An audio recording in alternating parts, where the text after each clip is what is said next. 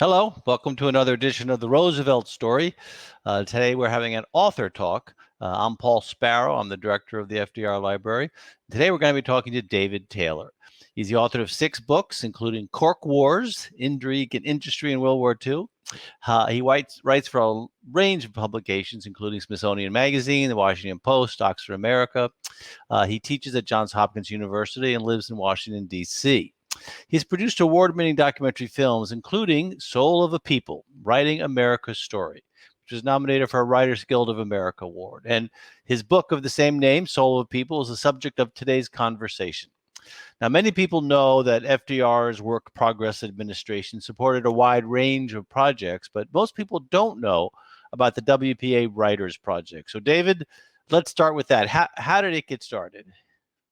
Well, thank you, Paul, for having me, and thank you to Cliff and your team for making it possible for me to join you again. Yes, the Writers Project, as you mentioned, is maybe a smaller and lesser known now part of Roosevelt's New Deal. It was under the umbrella of the WPA, one of several cultural projects that really kind of got birthed a year into the WPA. There was a lot of interest in bricks and mortar projects to start with, but there were obviously a lot of white collar workers, people who had lost their jobs in a shrinkage of publishing and journalism and just general work shortages that had to make a case for a writers project. And so there, after a number of demonstrations, the WPA included the Federal Writers Project, and it got started under the directorship of a former journalist and a humanitarian relief worker named Henry Alsberg. Now, there were WPA projects supporting painters, supporting actors, supporting dancers and poets. And so the Writers Project really did fit into this larger thing. As FDR once said, actors have to eat too.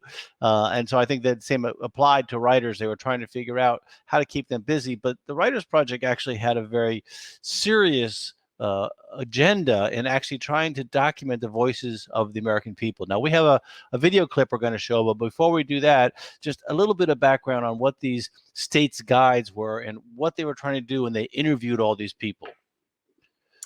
That's right. Henry Alsberg, the director, knew that politically it would not be viable just to support writers to work on whatever they wanted to.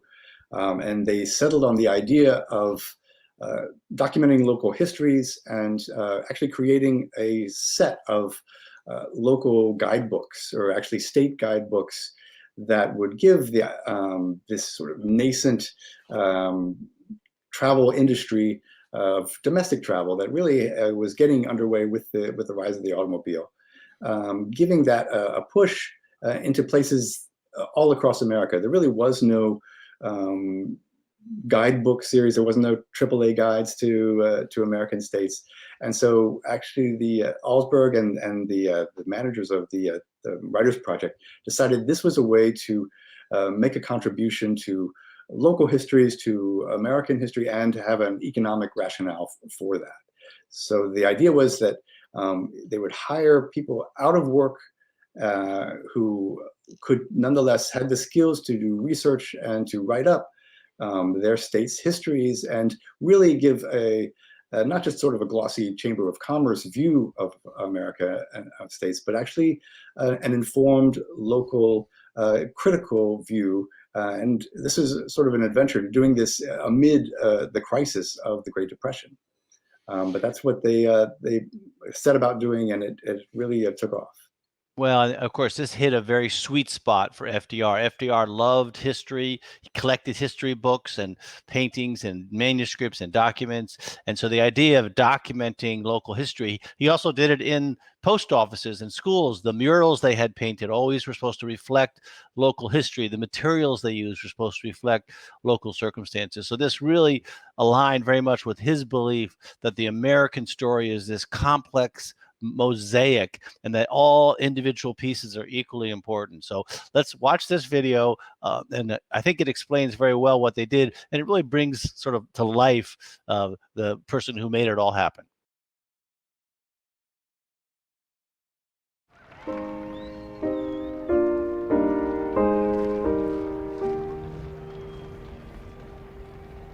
Somebody once said that the great oxygen of the United States is optimism.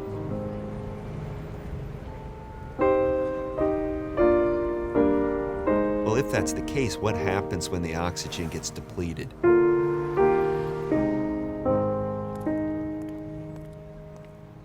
When you can't really breathe anymore and you're just worried about where your next meal's gonna come from.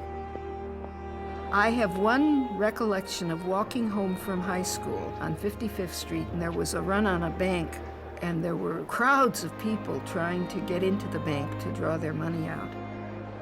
And I thought to myself, don't ever forget this.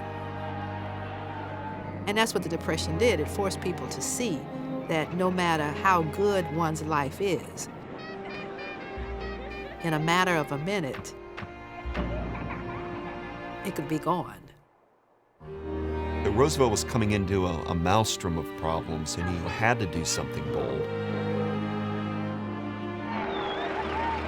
I pledge myself to a new deal for the American people. In the 1930s, the United States sat down with pen in hand and began to write, giving voice to its hopes and fears. Its subject was what made America, America. Its authors were a pauper's army of men and women. Facing the Great Depression, President Franklin Roosevelt launched the New Deal. Generations would see its legacy in roads and bridges. But less obvious was another program, one that would become the largest cultural experiment in the nation's history. The Federal Riders Project. The goal of the project was emergency relief. No one expected the program to create anything meaningful or controversial. But this was a pivotal moment when old ways were breaking down and new American stories were emerging. In a sense, the WPA forces us not to divide people, books, good literature from one another. It makes America recognize where those values come from and how they get reaffirmed through literature. At its height, the project employed almost 7,000 people from Alaska to Puerto Rico. Their experiences would brand them as writers and help shape modern American literature. Many would leave an enduring record of the uncommon stories of common folk. Some would go on to chronicle the magic of everyday life in lyrical fiction. Still others would help move African American life from the margins to the heart of American culture. And thousands more unsung today would be changed forever. Their discoveries would ripple through America for decades. This is revolutionary. When you look at it in historical, cultural terms, it shook things up, and things needed shaken up.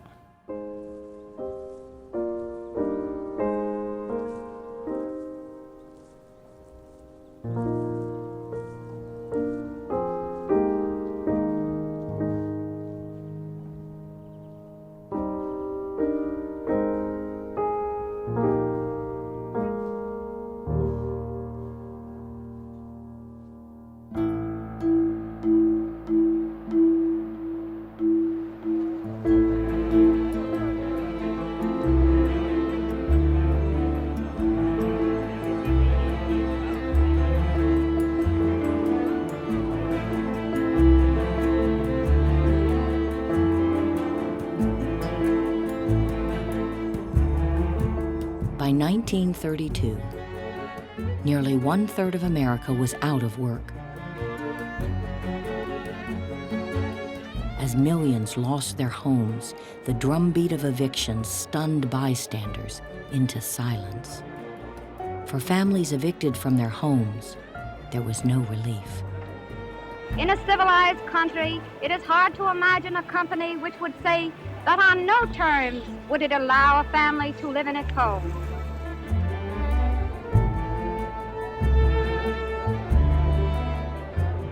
On a single day, 1/4 of Mississippi's farms went on the auction block. In the nation's biggest cities, unemployment climbed to 50%.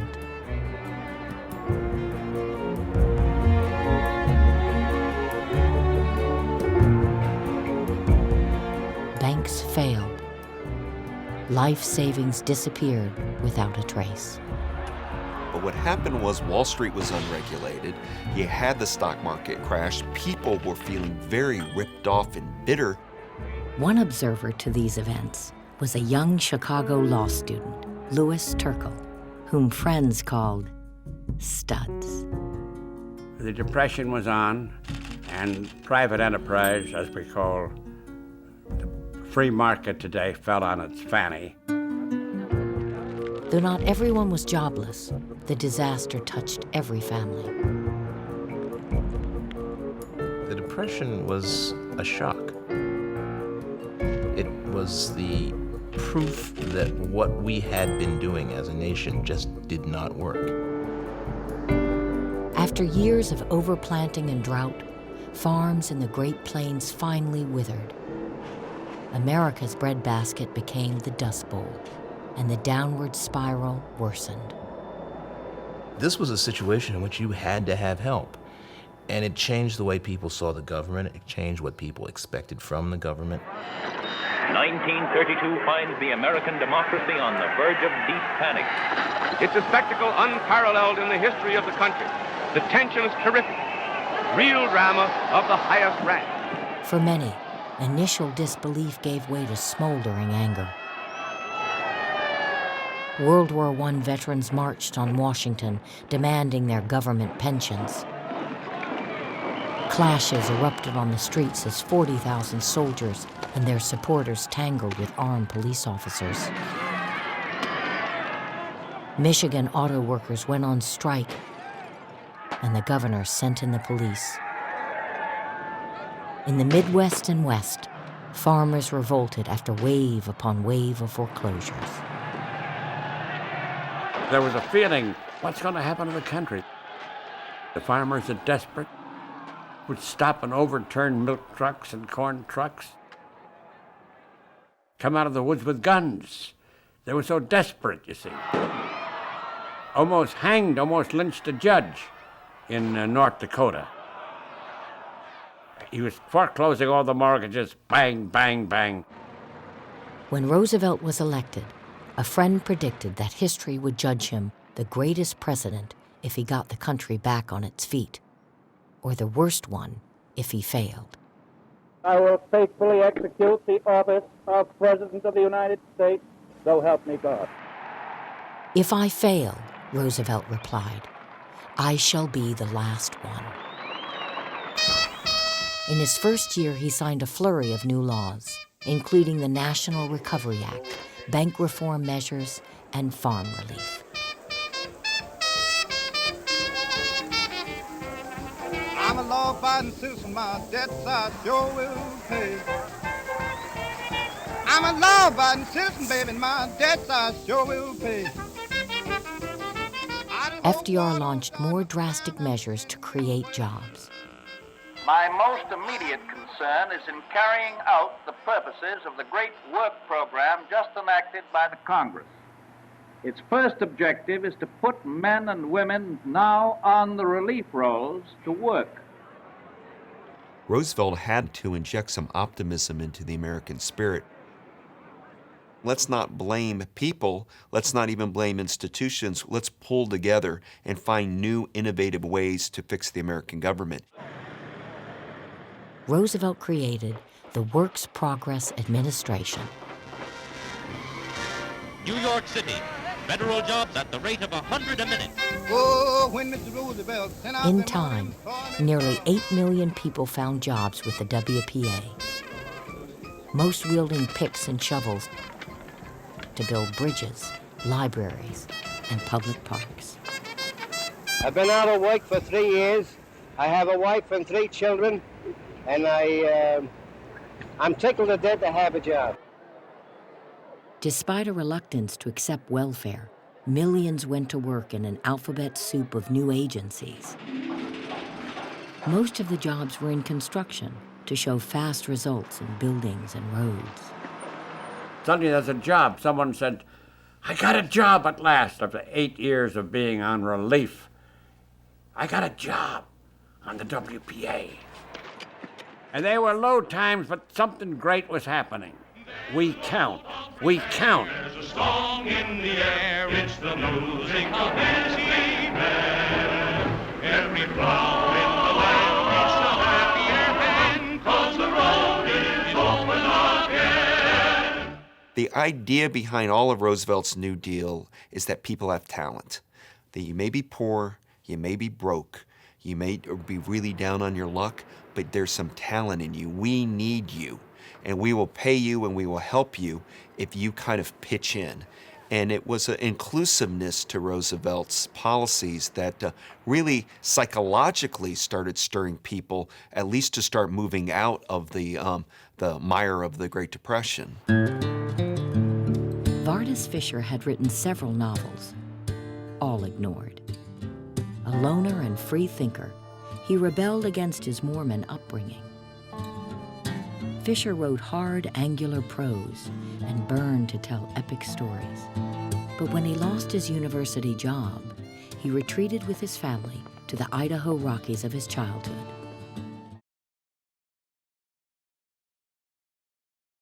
Well, what a fascinating film clip. Now, so what happened to all of those guidebooks that were produced? Well, it's really interesting. Within the time frame, actually after the last guidebook came out to Oklahoma, just weeks before Pearl Harbor. So during World War II, what had become a kind of a controversial project of writing America's story became a more, all the guidebooks were repositioned as patriotic displays of what America really stood for. And every GI going overseas got a copy of the WPA guide to their home state, showing them basically what they were fighting for, who at home was there, and the stories that were behind them. In the decades after that, really, they became ensconced in libraries. They were priced to be affordable to anyone, and public libraries generally collected the whole set. So often when I went into libraries, when I started looking into this project, public libraries had complete sets of the state guidebooks and had many of the city guides. And then in the late 1980s, actually Pantheon reprinted paperback versions of all these guidebooks as well. Well, and they also created essentially a whole new industry in the publishing world, these travel guidebooks, the folders and the, New York on $5 a day and all of these, guidebooks. What is it? The Lonely Traveler's Guide to the Planet. Lonely Planet, yeah. Lonely Planet, right. And I think that really did create this expectation that there were something to see everywhere. And they really did have a patriotic component. I think one of the controversies that the film sort of addresses there is that by allowing average people, sometimes people who have struggled and had real issues, telling real stories and incorporating that into these guidebooks, that it was somewhat controversial. How did that get resolved? Was there some censorship that happened, or did they really allow each individual editor a lot of freedom? That's a really good question, and the issue became a matter of there was a fierce sort of backlash against the New Deal by some of the Congress, and looking at, and it came out focused on the guidebooks and how they portrayed some of the states. So there was in some states. The governor stepped in to intervene. For example, the WPA guide to Massachusetts. The governor insisted on several cuts and almost threatened to not publish the guidebook at all. On the other hand, many of the states wanted to have the complete unexpurgated guides published and saw them as just very authentic portrayals of the state. So, and there was some pressure in the Washington editors as well on some of the guidebooks to maybe fine-tune some of the presentations. So there was almost some internalized censorship on some of the guidebooks, but in the end, most of them appeared as they were intended to by the local writers and editors who were involved. Now, in that sequence where they show some of the writers, there's some really big names, very, very famous people, or at least who went on to become famous. I assume they weren't as well known when they took it on. Talk about some of the real stellar writers who were involved in the project. Yes, now looking back, you see it is quite a roster of winners of various highest prizes in literature. I mean, Nelson Algren from the Chicago office won the first National Book Award. You have young writers who hadn't even made a blip at the time. Richard Wright, Ralph Ellison, both got their start really on the Federal Writers Project. And John Cheever. You have people who were somewhat known in their circles as Zora Neale Hurston in Florida, but who really didn't achieve the fame in their time that they have since. You have others everywhere from Saul Bellow, who was the only Nobel Prize winner among the bunch, but many Pulitzer and National Book Award winners. And Ralph Ellison was an interesting one. He had to drop out of music studies from Tuskegee Institute, and so he arrived in New York basically homeless and got a job on the Writers Project through a new friend of his named Richard Wright. And he didn't think of himself as a writer then, but in the course of interviewing people for the folklore division of the Writers Project, of getting man in the street stories down, he really did tune his ear to these stories of what was how people spoke and what their stories meant. And he's one of the few decades later who didn't distance himself from what became kind of a badge of not pride to have been on this make work project. In the 1980s, he was on a panel after he had become famous for his novel Invisible Man, which begins of an everyman saying, this is my story, and who knows whether maybe on the lower frequencies I speak for you. That's the closing of this long unfolding tale of this African-American man's passage from the legacy of slavery into the modern era. And so in the wake of this novel and his career, Ellison is asked, well, what did the WPA really accomplish with the Writers Project? And he said, if before that you had sort of an established history, you had an accepted academic version of history, and what the WPA managed to do was really to open that up and say, these are groups that have not had access to this, to creating their histories or documenting their histories. And you wouldn't have found my history in that accepted history, he said. So he really showed how, and he championed how the WPA or the Writers Project had opened this path to seeing history in a new way from the ground level, and really the interplay between the kind of vernacular culture or folk culture and sort of a high and accepted culture. Well, FDR was a big believer in the democratization of these institutions, and he believed that despite the sort of entrenched racism in the way some of the New Deal legislation was implemented, that this at least would allow for some Black voices to be included in this project, which of course was difficult and controversial because so often the distribution of the funds were controlled by local WPA administrators, and in the South, of course, many of them were racist and refused to give the funds to African Americans and Blacks. But I do think it's an important component of this voice. Some of those writers who went on to become very well known, really had an opportunity to work on such a significant project. Now, obviously, these are 80 years old now, even older. They don't have the same relevance in terms of things to do there today. But which of the ones that you read do you think are really that stand the test of time, that are interesting, moments in history, reflections of that period and that state? Which are the ones that really hold up as literature? That's an excellent question. And I was struck by the first guidebook, the WPA guide that I encountered was actually a friend's copy of the WPA Guide to New Orleans.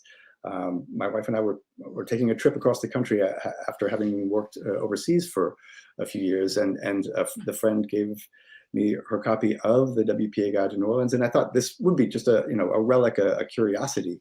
But when we got to the city, I was really struck by how its accounts of social history, of local history, of the famous cemeteries in New Orleans, addressed not only kind of what you would get in a slick guidebook now, but it went into how people experienced life, whether it was the gravediggers during a yellow fever epidemic in the 1850s, or whether it was how the relationship between the wrought iron furniture in the cemeteries to how we see lawn furniture today. I mean, there were really unexpected and authentic accounts.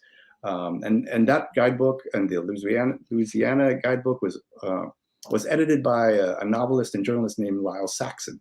So those two are particularly good. In Nebraska, the humor and the insight of that guidebook were informed by one of the editors, Rudolph Umland, who had been a hobo earlier in the Depression. And that's what you find, actually, that interplay between the editing process and really the experience of joblessness and the desperation of the Depression. I guess the other two that I would mention quickly would be the California Guidebook, which was a Book of the Month Club selection, and had people working on it from Kenneth Rexroth, the poet, and an avant-garde composer, Harry Partch, another hobo at times in between his stints on the California Guidebook and the Arizona Guidebook. And I guess I just lastly mentioned the New York City Guidebook is really remarkable, that you do find still relevant parts of that. And John Cheever and Richard Wright were contributors to that.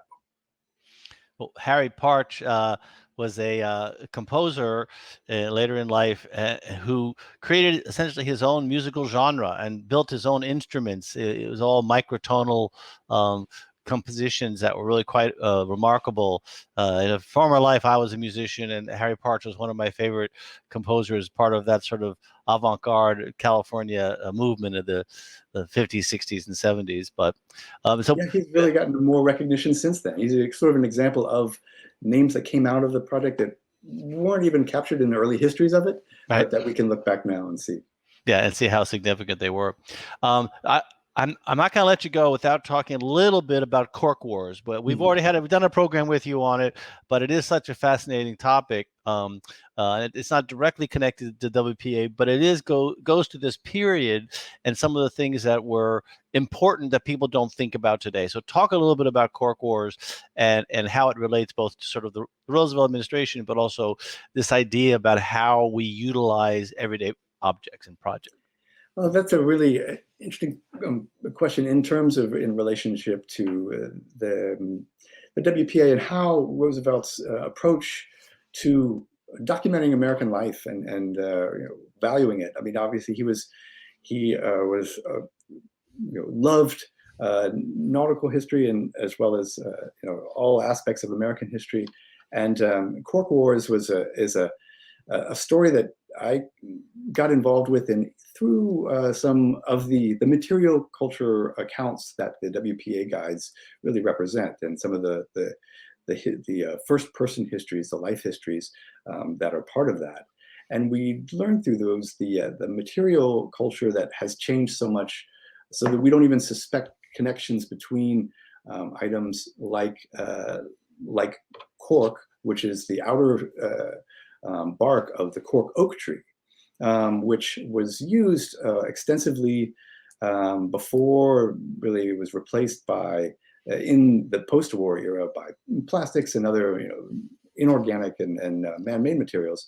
Cork was a really vital piece of shipbuilding and of insulation, and really it was a part of national defense and national security that FDR's administration noted as the advent of World War II came along. And so it was the US, in short, was dependent on foreign supplies of cork for its economy and for its defense. And those foreign supplies were all in the Mediterranean area. So Portugal and Spain principally were the sources of exports to America. And when Hitler imposed the Atlantic blockade in 1938, 1939, it caused a pinch and caused a realization that we needed information. We needed corporate intelligence about the industry.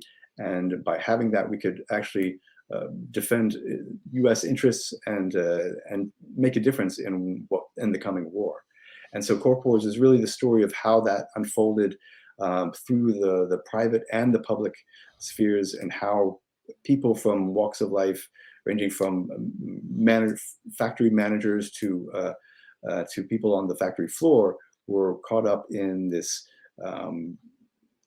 this intelligence battle, kind of the hidden war of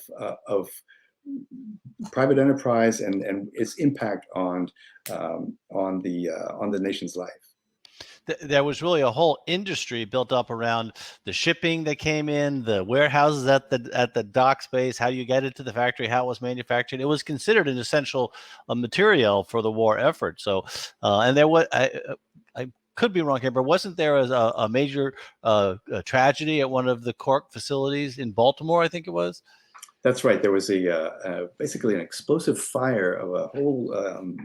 Happened in late September in 1940, and it really it was the biggest fire that had been seen in people's lifetimes in Baltimore, and it really brought home the risk. People were already on edge of the potential for Nazi sabotage in the U.S., and so that really unleashed a much greater effort to see how to engage intelligence agents on what was the risk for U.S. interests at home, as well as by not having the cork that was needed for the industrial purposes. Well, I will say, perhaps going out on a limb here, that the thing that connects these two books is that writers were heavy drinkers, and so they always had to take that cork out of the bottle before they could get started on their writing project. David, thank you very much. This has been a great project, a great program. I think the importance of understanding the Roosevelt administration support for the creative arts is vitally important today, as government has consistently reduced its support for the arts across the board. America has one of the lowest federal spendings to support the arts compared to any of the other major industrialized nations. But during this period, it was considered vitally important to our culture, to the morale of the people, and to keep people back to work. So I thank you. It's a great book. It's an important story, and I hope people will pick it up. Well, thank you, Paul. If I could make one last point on sort of that note that you mentioned, that it is again getting realized the extent to which our arts and culture are a matter of investment, and we're revisiting that issue and the relevance of the Writers Project and the New Deal arts experience in a new podcast called The People's Recorder. And I think that it is a conversation that will continue in our time. We see a lot of the need for that discussion, and I hope it will continue. The People's Recorder is a podcast. I assume it's available everywhere we get podcasts, and I look forward to listening to it. I hadn't heard it yet. Yes, well, it's just the first episodes will be dropping this winter. So thank you so much for your interest. Oh, that's excellent. Well, thank you very much, David, and thank you to those of you who joined us. We'll see you again next time. Thank you, Paul.